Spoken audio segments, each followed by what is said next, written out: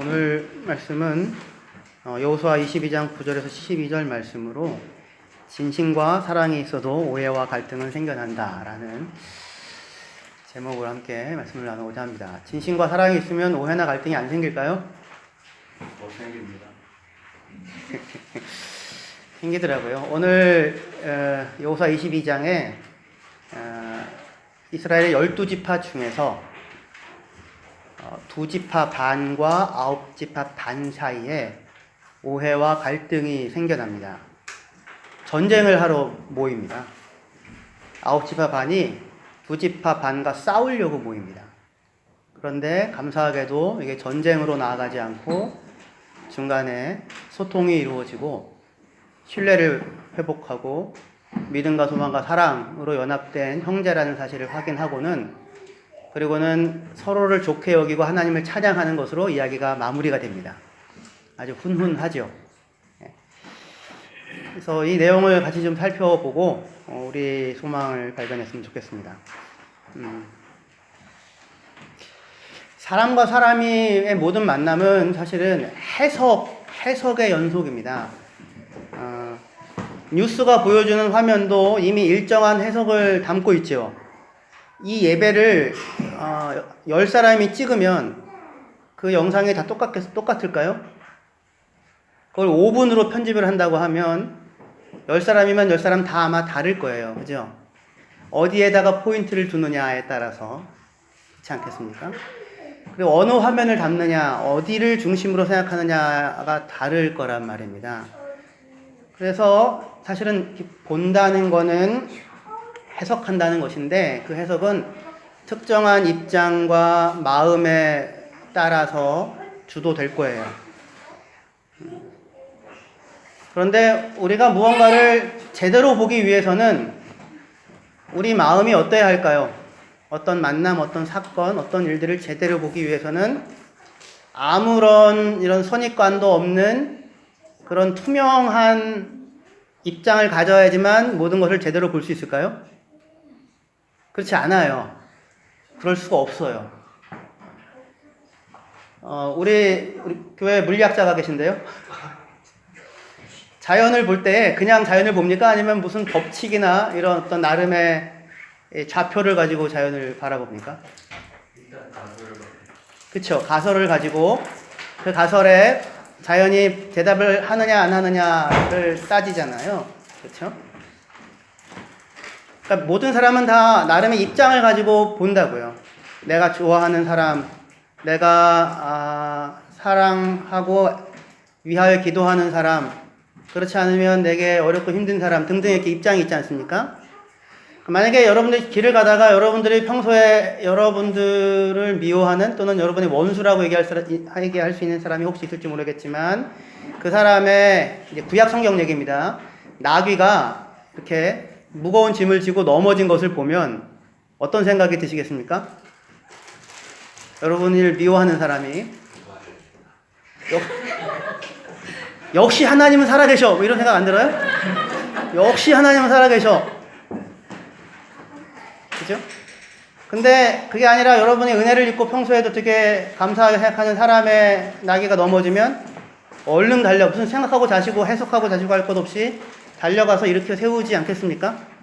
똑같이 나귀가 넘어졌고 무거운 짐 때문에. 그런데 그것이 어떻게 이해되고 해석되느냐가 내가 가지고 있는 일정한 관심, 관점, 마음, 믿음, 소망, 사랑이냐 또는 불신, 실망, 포기, 좌절, 의심 이런 것이냐 분노, 경쟁심 그런 것이냐에 따라서 똑같은 사실이 다르게 사실은 해석되어지잖아요. 그럼 우리가 가져야 하는 마음은 이렇게 투명한 아무 것에도 물들지 않는 마음이 아니라 사실은 무슨 마음을 가져야 되는 거예요? 믿음과 소망과 사랑의 마음을 가져야지만 우리는 비로소 바르게 보고 제대로 볼 수 있을 것입니다. 그러니까 이게 이제 전제가 되어져야 하는 우리가 장착해야 하는 안경이에요. 아까 그렇게 말씀드렸는데 출애굽기에 나오는 말씀입니다. 출애굽기 23장에 너의 원수의 소나 양이 길을 잃는 걸 보거든 반드시 찾아줘라. 그 다음에 너를 미워하는 자의 나귀가 무거운 짐 때문에 넘어져 있는 것을 보거든 반드시 가서 그를 도와서 일으켜 주어라. 그렇게 이야기를 하고 있어요. 근데 재미있는 건 뭐냐면 이거예요. 너의 원수, 너를 미워하는 자. 그러니까 네가 미워하는 자가 아니에요.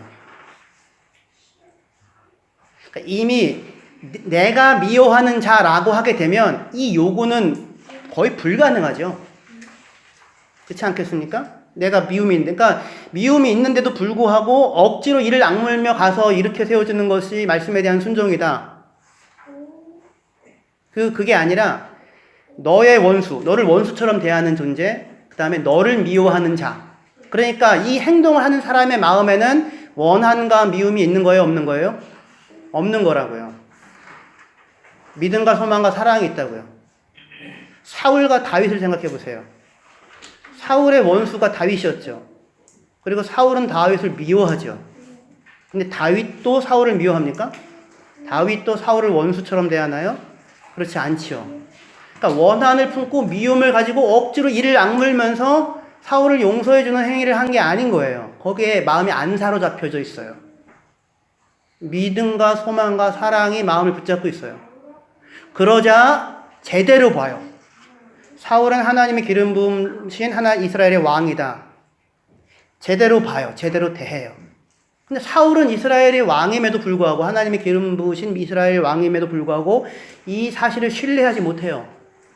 누가 내 왕위를 뺏어가면 어떡하지? 사울은 천천, 다윗은 만만이라는 그 소리에 흔들려요. 하나님에 대한 믿음과 사랑과 소망을 갖지를 못해요. 다윗이 당신은 이스라엘의 왕입니다 라고 얘기를 해주자 비로소 사울이 제정신이 돌아와요. 그리고 다윗에게 용서를 구합니다. 내가 잘못했다고. 그러니까 사실은 우리 안에 그 미움과 절망과 좌절과 분노와 시기, 이 마음에 사로잡혀 있는 동안에는 어떠한 순간에도 우리가 있는 그들의 사실을 볼 수가 없는 거예요.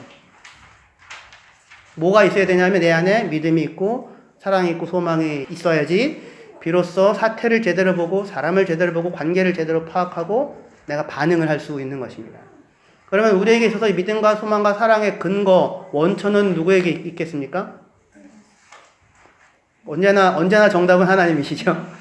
언제나 정답은 하나님이시죠. 근데 문제는 우리가 그 하나님을 못 누린다는 겁니다. 오늘 지금 예배의 자리에 앉아 있는데요. 하나님을 신뢰하십니까? 하나님을 사랑하시나요? 하나님이 여러분의 소망이 되십니까? 그냥 그렇게 나오세요. 하나님의 마음에 들게 하기 위하여 치장하고 꾸미고 스스로 마음을 분주하게 갖지 마세요. 그냥 얼굴을 보이고 몸을 보이고 하나님 저는 당신만이 소망입니다. 혼자서 마음을 아무리 이렇게 세우려고 해도 자꾸 무너지는 분주함이 제 안에 있는데 스스로 세울 수 없어서 하나님 저는 그냥 하나님 앞에 나왔습니다. 하나님 저를 맞아주세요. 하나님이 맞아주십니다. 이 하나님의 믿음과 소망과 사랑을 누리시는 예배 그리고 여러분들 되시기를 주의 이름으로 축원합니다. 아멘. 오늘 본문이 22장인데요. 21장까지 땅 분배가 끝났습니다. 그리고 나서 이제 3장이 남았어요. 22장, 23장, 24장. 23장과 24장 그 2장은 여호수아가 110세 정도 살다가 돌아가시거든요. 그때 말년에 이스라엘 사람들을 향하여 하는 권고입니다. 나와 우리 집은 하나님만 섬길게.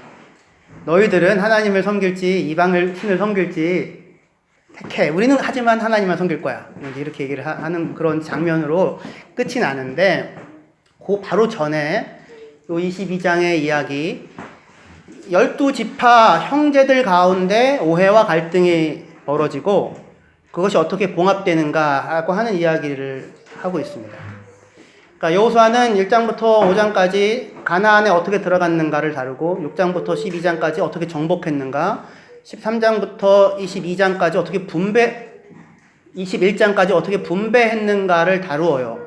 그럼 이제 할 얘기 다 한 것 같은데 마지막 에필로그처럼 요 얘기 그럼에도 불구하고 형제들 사이에 어떻게 갈등이 있었고 그것을 어떻게 봉합하는가 그리고 무엇이 이 하나됨을 가능하게 하는 진정한 힘이고 원천인가? 그 이야기를 하는 것으로 마무리가 되어지고 있습니다. 지금 장면은 이런 장면이에요. 루벤 자손, 갓 자손, 므낫세 반지파, 그러니까 두 지파 반인데요.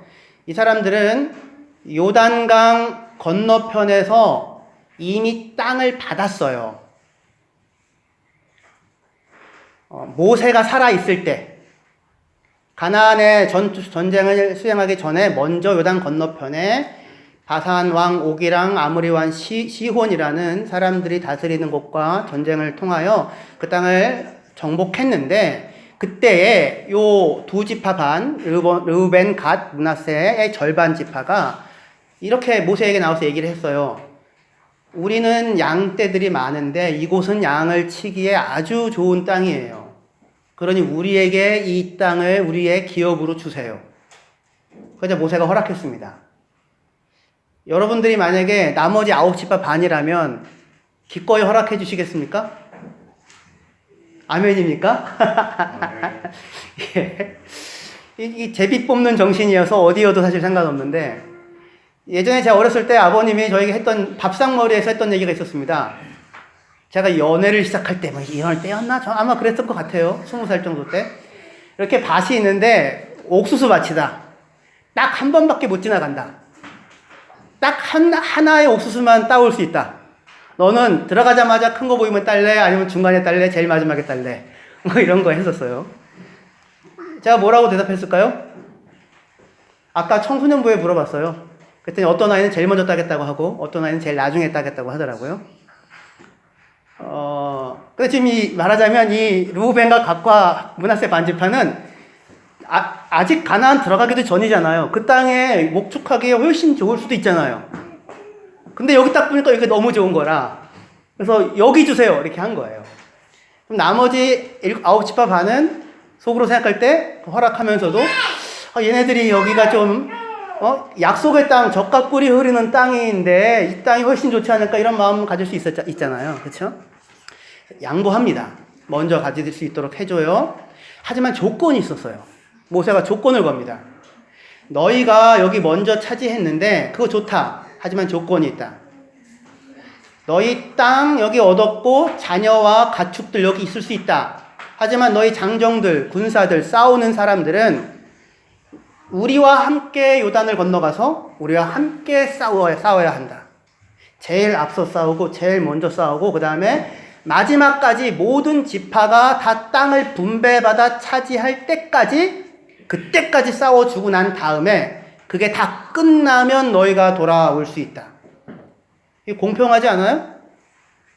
왜냐하면 애초에 이쪽 땅도 요 두 지파 반이 싸운 게 아니라 같이 싸웠잖아요. 형제들이 같이 싸워줘서 얻었어요. 물론 루벤과 갓과 므낫세 반지파가 더 열심히 싸웠던 것 같아요. 물론 처음부터 그 마음이 있어서. 하지만 같이 형제들과 싸워주어서 얻은 땅이었기 때문에 너희는 이미 땅 얻었다고 외면하지 말고 같이 들어가서 처음부터 싸우고 제일 앞서 싸우고 마지막까지 싸워라. 그리고 돌아와라. 예, 그렇게 하겠습니다. 공평한 거죠? 그죠? 실제로 이 두 지파 반은 요단강을 건널 때 제일 앞장서서 건넙니다. 여리고성 돌 때 제일 앞에서 돕니다. 그러니까 모든 싸움에 선봉에 서고 마지막까지 싸운 거예요. 그래서 최소한 몇 년을 싸우냐면 7년 이상을 싸웁니다. 그러니까 7년 이상 가족과 떨어져 있고 아이들과 떨어져 있고 사실은 자기 몫의 땅이 아니라 형제들 몫의 땅을 얻게 하기 위하여 7년 이상을 싸워냅니다. 끝까지 그렇게 가장 앞서 싸우고 가장 나중까지 싸워요. 훌륭하죠. 하나님께 순종합니다. 그리고는 이제 돌아가면서 요단을 건너면서 이상한 행동을 합니다. 그 요단을 건널 때 이 사람들의 마음이 얼마나 감격스러웠을까요? 그렇지 않습니까? 저는 그 예전에 미나가 한돌 되기 전에 11개월 됐을 때 아내랑 미나랑 떨어져서 6개월을 보냈거든요. 정말 가족은 절대 떨어지면 안 되는구나. 가슴 깊이 새겼습니다. 근데 이 사람들은 7년이 넘은 거예요. 7년이. 그러니까 요단을 건널 때 얼마나 감격스러울까요? 근데 그 감격스러운 마음이 무슨 생각을 나는지 모르겠는데 그 건너는 그 요단 가에다가 제단을 돌로 크게 쌓아놓고는 건너가는 일이 벌어진 겁니다.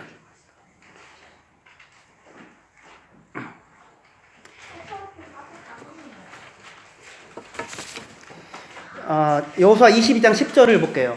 여호수아 22장 10절. 22장 10절.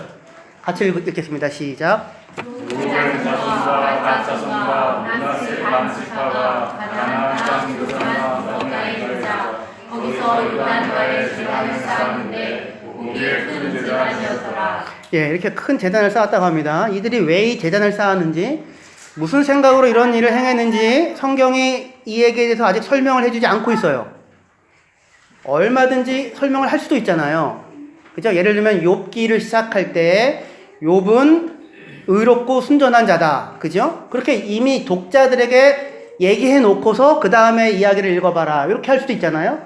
근데 여기서는 일부러 그 이야기를 왜 했는지에 대한 이야기를 끝끝내 밝히지 않습니다. 언제까지냐면 이 사람들이 스스로 자기의 입으로 왜 이런 일을 했는지를 설명하기 전까지는 성경이 침묵합니다. 그래서 침묵을 시켜놓고 다만 뭐만 얘기를 하냐면 이 사람들이 이런 일을 행했다라고만 이야기를 하고는 이야기를 전개시켜요. 근데 요 일이 문제가 돼서 이스라엘 사이에 오해와 갈등과 그리고 전쟁 그 직전까지 몰고 가는 일이 생겼던 것입니다. 보기에 큰 제단을 쌓았으니 당연히 그 주위에 사는 누군가가 그 제단을 보았겠죠? 그리고 그 제단에 대한 소문이 순식간에 온 이스라엘 가운데 퍼져났을 것입니다. 22장 11절이요. 같이 읽겠습니다. 시작. 이스라엘 자손이 들은즉 루벤 자손과 갓 자손과 므낫세 반 지파가 가나안 땅의 맨 앞쪽 언덕과 이스라엘 자손에게 속한 쪽에 제단을 쌓았다 하는지라. 그러니까 이스라엘 자손이 들었어요. 이르기를. 그러니까 소문인 거예요. 그죠? 소문. 전해진 말. 근데 어떤 소문이 돌았냐면 루벤 갓 므낫세 반지파가 가나안 땅의 맨 앞쪽 요단 언덕과 이스라엘 자손에게 속한 쪽에 제단을 쌓았다. 이렇게 돼 있어요. 사실이에요? 사실이 아니에요? 사실이죠. 그죠? 되게 담백한 사실처럼 보이잖아요. 그런데 이 얘기를 듣고는 이스라엘 사람들이 분노하여서 싸우러 모입니다. 왜 그럴까요? 그러니까 지금 소문인데, 전해진 소문인데, 소문은 분명히 없는 사실을 만들지는 않습니다. 있는 사실을 이야기하는 거예요. 근데 있는 사실을 그대로 이야기할 때조차도 그 말을 하는 데에 담긴 뉘앙스나 뭐 이런 분위기나 이런 거에 따라서 뒷말이 사실은 있는 거잖아요. 해석이 들어가죠. 그죠? 그러니까 언제나 소문은 전하는 말은 전하는 자의 해석을 통하여 전해지는 것입니다. 그렇죠? 그래서 우리가 똑같이 예를 들어서 무슨 광화문에 집회가 있다, 무슨 서초동에 집회가 있다라고 했을 때 모든 신문이 똑같이 보도를 하나요? 전혀 그렇지 않죠. 그죠? 이렇게 만약에 여기에 100만 명이 모이고 여기에 1000명이 모였는데 카메라를 찍는 기자가 그 사이에다가 이렇게 좁게 카메라를 놓고 찍으면 대등한 집회인 것처럼 보이죠. 그러면 이미 이 사람은 누구의 편을 들고 있는 겁니까? 그 1000명 쪽에 있는 사람의 편을 들고 있는 거죠. 그렇죠? 그러니까 프레임이 있잖아요. 그러니까 전달을 하고 분명히 있는 거를 찍어서 보여준 거예요. 있는 사실을 전해줬어요. 그렇지만 뭐가 있는 거냐면 저 사람들이 요단강 우리 쪽 있는 이스라엘 땅 거기에다가 제단을 쌓았어. 얘기는 뭐가 있어요? 그런 거 하면 안 되는데, 그런 짓 하면 그거는 하나님께 대한 반역인데, 뒷말이 있는 거죠. 그 뒷말이 듣는 사람들이 알아듣겠죠. 그러면 이 말에 말이 붙겠죠.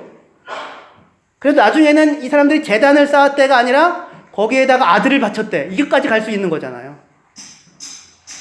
그죠? 그게 전해지는 말이라고요. 근데 사실은 아무도 이거를 본 사람들이 물론 있긴 하지만 대부분의 사람들은 실제로 이 현장을 목격한 거예요? 목격하지 않은 거예요? 목격하지 않은 거라고요. 상상 속의 말이에요. 상상 속의 말인데 이미 이 두 지파 반은 무슨 짓을 한 겁니까? 이스라엘 사람들이 칼을 들고 전쟁을 하러 와야 하는 끔찍한 잘못을 범한 사람들이 되어 있는 겁니다. 근데 아직 성경은 이 사람들이 왜 그 제단을 쌓았는지에 대한 이야기가 없어요. 그게 우리 안에서 일어나고 있는 일들이라 이겁니다. 우리들 안에서 일어나는 이야기.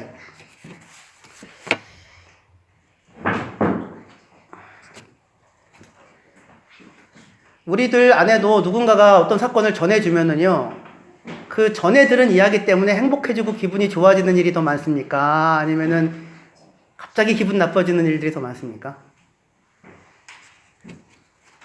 전해주는 사람이 믿음과 소망과 사랑을 따라 전해주어도 예기치 못한 효과들이 생기더라고요. 예기치 못한 효과들이. 그게 전혀 내가 꽂힐 얘기가 아닌데 거기에 꽂혀가지고는 그렇게 얘기했단 말이야? 그렇단 말이야? 이런 마음이 들기도 하는 거죠. 양쪽 사이에 서서 누군가가 서로의 이야기를 전달하는 일들이 있을 때 그로 인하여 서로의 관계가 좋아졌더라. 이러려면 양쪽 사람이 정말 성숙해야 하고 그 사이에 서서 이야기를 전하는 사람이 엄청나게 지혜로운 사람이어야 할 겁니다. 화평케 하는 자. 근데 대부분의 경우 말들이 오고 가는 거는 그런 식으로 오고 가게 되어지지 않지요. 나니까 하는 말인데 그 사람이 너에 대해서 이렇게 부정적인 얘기를 하더라고요. 깜짝 놀랐어? 그러면 그 얘기를 들은 사람이 그 상대방에 대하여 좋은 마음이 안 생기죠. 그럼 평소에 사실은 겉으로는 한 번도 내뱉지 않았지만 속으로 약간 서운한 마음이 있으면 그게 밖으로 나오게 되죠. 그럼 그걸 들은 이 사람이 반대쪽에 가서 무슨 얘기를 할까요? 야, 그 사람이 말이야 너한테 이런 얘기 하더라고. 전원이에요, 전원. 싸움 납니다. 그리고는 전해준 사람은 그 사이에서 빠지죠. 난 너희가 사이좋게 지내기를 바래. 위하여 기도할게.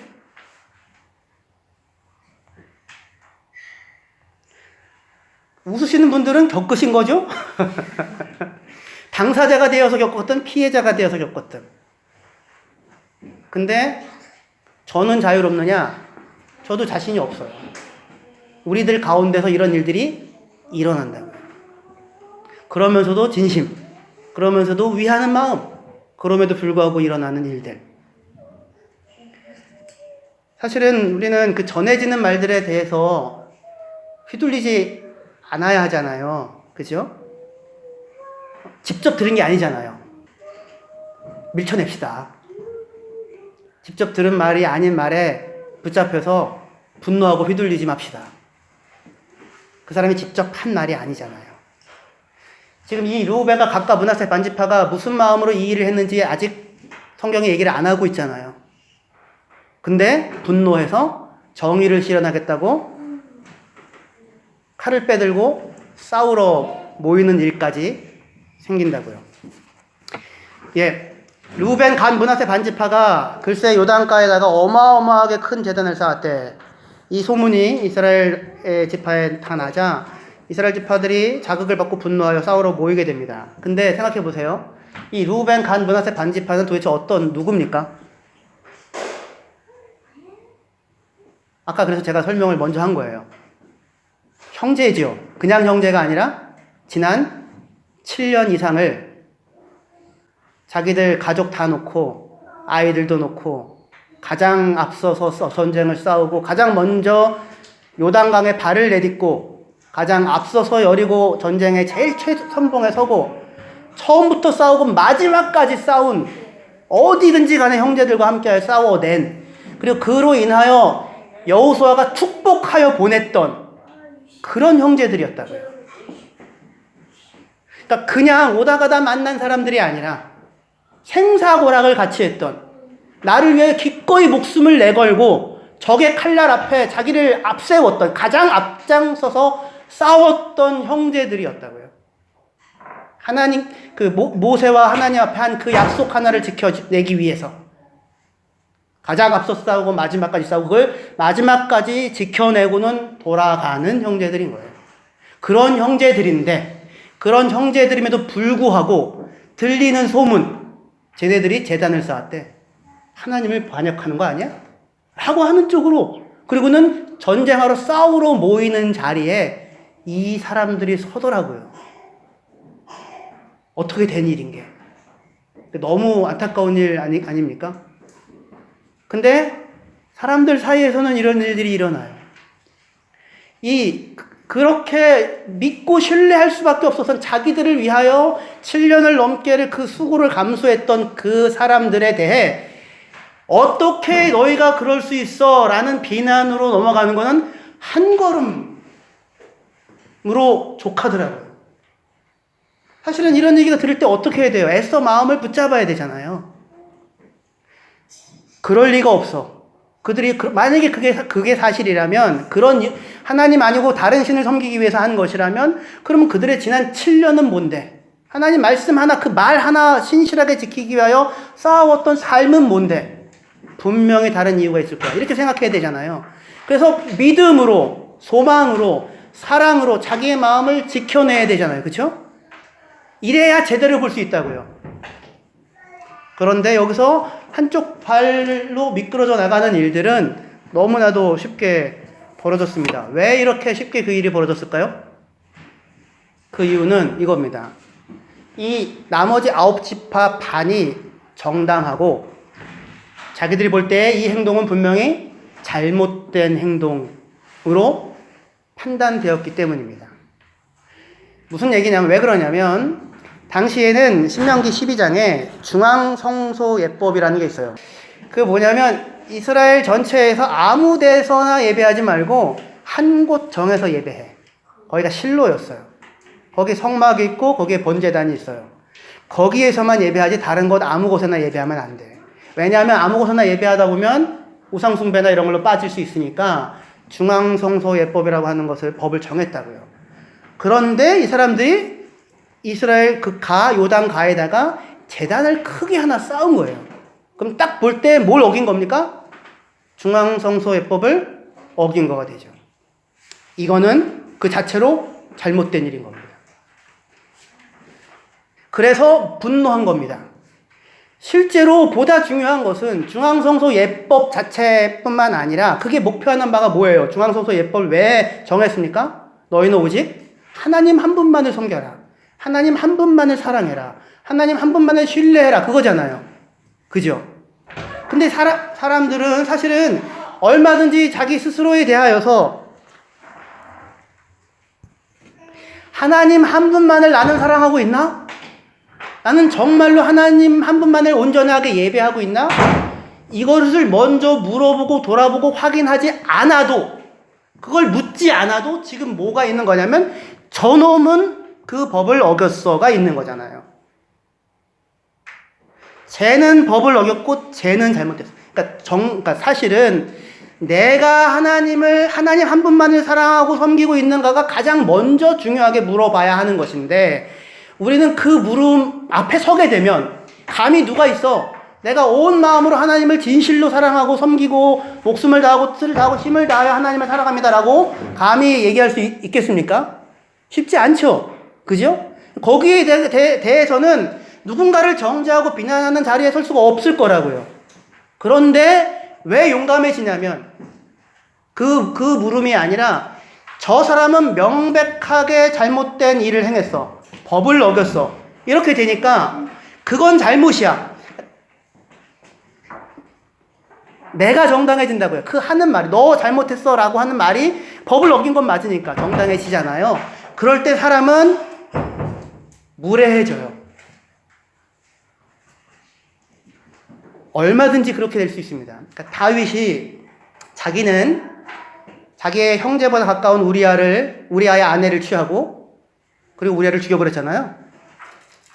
그런데 나단 선지자가 와가지고 임금님이요, 양 많은 사람이 있고 양 하나 있는 사람이 있는데 손님이 왔는데, 양 많은 사람에게 손님이 왔는데 자기 양 안 잡고 양 한 마리 있는 사람 양 뺏어가다가 잡아줬습니다. 그 얘기를 다윗이 듣고 분노하죠.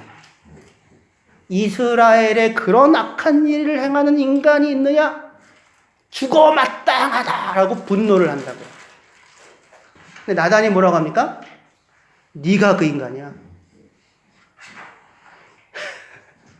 따라할까요? 네가 그 인간이야. 저를 보고 하시면 됩니다. 네가 그 인간이야. 예, 그렇게. 당신이 그 인간이야. 네가 그 인간이야. 이 얘기는 나단이 사실은 선지자로서 한 얘기인데, 사실은 너는 하나님을 온 마음으로 사랑하고 있니? 이거 돌아보라는 이야기잖아요. 그런데 자기는 형제 같은 우리아를 죽이고 그의 아내를 빼앗고도 얼마든지 인간은 세상에 그렇게 나쁜 놈이 있어. 분노하고 혈서를 쓰고 내가 그 놈이 죽기 전까지는 먹지도 마시지도 않겠어. 라는 이야기가 얼마든지 가능하더라고요. 그러니까 지금 이 사람들이 이렇게 옳기 때문에 범하는 오류예요.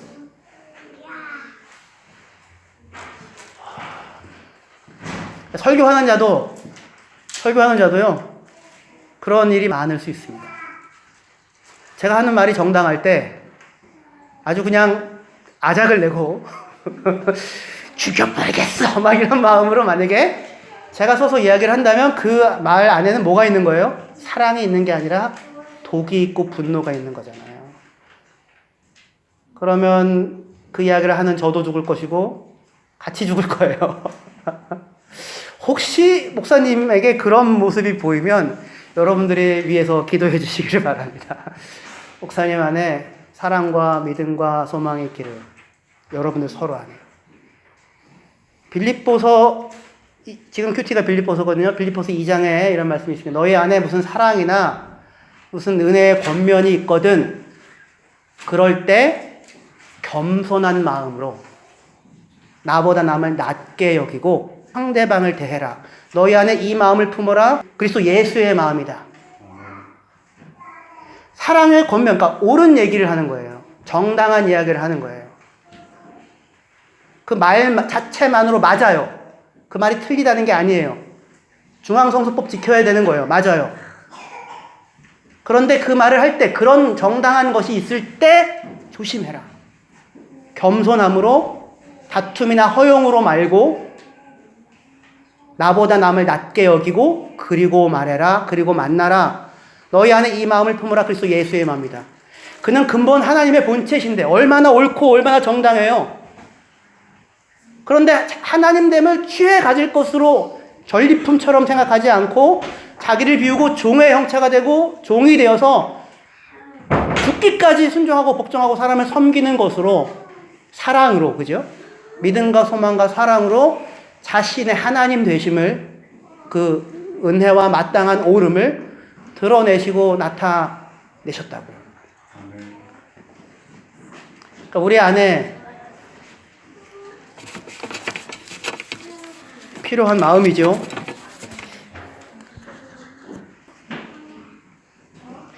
자, 그러면 이제 이 이야기가 어떻게 끝났나는 저희가 살펴봐야 되겠죠. 여호수아 22장 15절 16절이요. 여호수아 22장 15절 16절 같이 읽겠습니다. 시작. 그들이 길르앗 땅에 이르러 루벤 자손과 갓 자손과 므낫세 반 지파에게 나아가서 그들에게 말하여 이르되 여호와의 온 회중이 말하기를 너희가 어찌하여 이스라엘 하나님께 범죄하여 또 다른 데서 돌아서서 너희를 위하여 제단을 쌓아 오늘 여호와께 거역하고자 하느냐. 가자마자요, 왜 이런 일을 하셨습니까? 라고 묻는 게 아니고요, 가자마자요, 너희가 어찌하여 여호와를 따르는 데서 돌이켰느냐? 어찌하여 제단을 쌓아서 여호와를 거역하느냐? 이렇게 지금 하고 있어요. 목소리가 엄청 컸겠죠?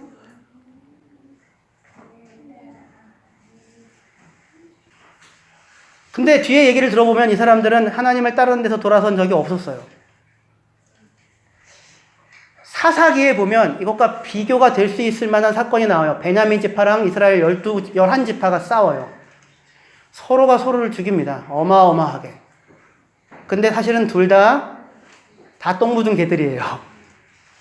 근데 너 더럽다고 싸우고 있어요. 그래가지고 블랙 코미디가 됩니다. 아무도 하나님을 향한 진심이 없는데, 하나님을 진정으로 사랑하고 섬기는 마음의 중심을 두고 있지 않은데, 근데 너는 범죄했고 너는 잘못했고 너는 더럽다고 얘기하면서 서로 이렇게 죽이는 그런 일들이 벌어져요. 다행히 여호수아에서는 그 일이 생기지 않아요. 하지만 여호수아의 뒷면은 언제나 사사기예요.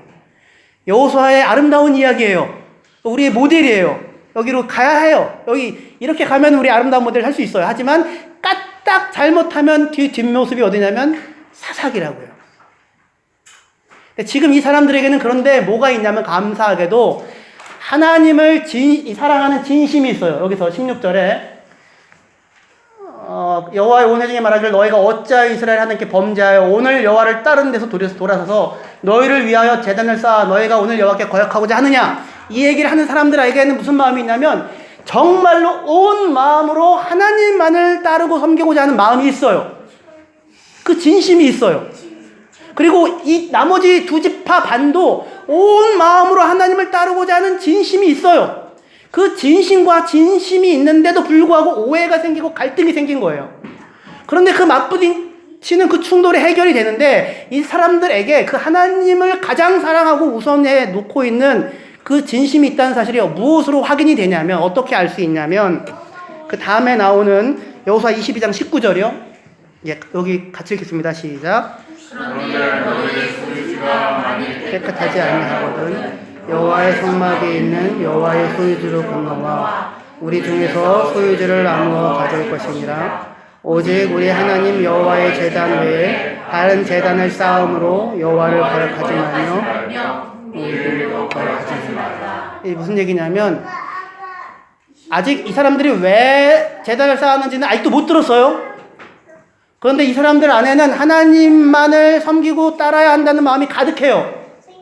그런데 이 사람들이 자기들이 판단할 때는 범죄했어요. 실족했어요. 실수했어요. 잘못된 길을 갔어요. 자기들이 생각할 때는. 아직 아무 얘기를 못 들었으니까. 그래가지고 와서 그렇게 하면 안 된다고 꾸짖는데 그게 평소에 가지고 있는 이 사람들에 대한 나쁜 마음 때문이 아니에요. 니들 먼저 땅 차지하고든 와서 빈둥빈둥 거렸지, 이런 마음이 아니에요.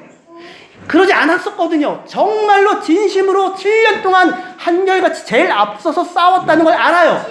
그러니까 이 사람들에 대한 사랑이 있어요. 신뢰가 있어요. 그리고 자신들도 오직 하나님만을 우리가 다 같이 섬겨야 하는데라고 하는 진실한 마음이 있어요. 그런데 이해할 수 없게 이들이 지금 범죄한 거예요. 이 사람들이 생각할 때는. 그래서 지금 하는 제안이에요. 제안이 뭐냐면 너희들 요단 동편 그 땅이 혹시 그 성막이 있는 이 요단 건너편 우리 땅, 그 땅이 아니어서 여기가 더러운 땅, 순전하지 않은 땅이라고 생각해가지고 혹시 이런 일을 하는 거니? 혹시 그렇게 생각하면 우리에게로 와. 우리가 얻은 땅 중에서 너희들에게 내어줄게. 우리 가운데서 기업을 차지해. 그리고 우리 하나님을 함께 섬기자. 사랑이죠. 사랑의 수고죠. 이게 진심이라고요. 이익을 쫓아서 상대방을 끊어야 되는 것이 아니라 사랑을 따라서 그러면 우리가 얻은 땅 가운데 너희들 같이 살도록 내어줄 테니까 우리 안에서 함께 살자. 그리고 우리 함께 하나님 섬기자. 이 마음이 있는 거예요. 이 마음이 하나님을 가장 우선순위에 두고 사랑하는 마음이 있는 것이고 그 마음을 이 사람들도 알아봐요. 그래서 분노하지 않아요. 내가 진심으로 행했어요. 사실은 이 제단을 쌓은 이유는 이것 때문입니다. 제단을 쌓은 이유는 뭐냐면 요단강 건너편에 있으니까 지금은 서로 형제인데 세월이 많이 지나서 혹시라도 자손들이 너희들은 요단 건너편에 있으니까 너희는 하나님 여호와 하나님 백성 아니야. 우리들만 하나님의 백성이야. 혹시 이렇게 하면 어떡하지? 이런 두려움이 있는 거예요. 그래서 이 요단 그 안에다가 경계 안에다가 제단을 쌓아서 똑같이 실로에 있는 제단과 똑같은 모양으로 쌓아가지고 다만 크기만 크게. 그래서 우리도 너희들이 섬기는 그 하나님 같이 섬기는 한 형제야. 우리도 오직 여호와 하나님만을 섬기는 사람들이야. 요 얘기를 자기 자손들에게 확인시켜 주기 위해서 요 제단을 쌓았던 거예요. 그러니까 이 사람들도 하나님을 향한 진심과 사랑이 있는 거죠. 그죠? 근데 우리 안에 진심이 있을 때 그 진심이 다른 사람들에 의하여 곡해되어지는 경우가 있잖아요. 아직 아무 얘기도 하지 않았어요. 그런데 너는 지금 하나님 섬기는 데서 떠나서 우상 섬기는 거야? 라는 이야기를 들으면 일단 무슨 생각이 들어요? 서운하죠? 내가 7년 동안 자식 아내 다 놔두고 밖에서 야영하면서 너희들을 위해서 섬기고 사라져 왔는데 어떻게 너희들이 그럴 수가 있어? 당연히 서운하겠죠. 그러면 그 사람들이 무슨 말을 한다고 해도 그래 전쟁해 이럴 수 있잖아요. 그쵸? 근데 이 사람들 안에 그런 마음들이 안 올라와요. 아니야 그렇지 않아. 너희가 금방 우리에게 얘기했지. 우리가 땅이 필요하면 땅 내줄 테니까 우리 함께 같이 살면서 하나님만 섬기자 그랬지. 그 마음이 바로 우리의 마음이야. 그 똑같은 마음으로 이 행위를 한 거야. 그러니 오해하지 마. 우리 함께 하나님을 섬기자. 그 참된 진심과 참된 진심이 하나님을 가장 우위에 두는 그 마음이 우상 숭배가 아니라 내 자존심이 아니라 내 수고를 몰라줘 그 마음이 아니라 우리가 함께 하나님만을 섬기자고 하는 그 마음이 이 오해와 갈등에도 불구하고 서로가 함께 하나님을 섬기는 백성으로서 살게 되었더라 라고 하는 것으로 여호수아는 끝내고 싶은 거예요. 이게 우리에 대한 이야기입니다. 이 마음을 놓치면 그 뒷면에 사사기가 나오는 것이죠.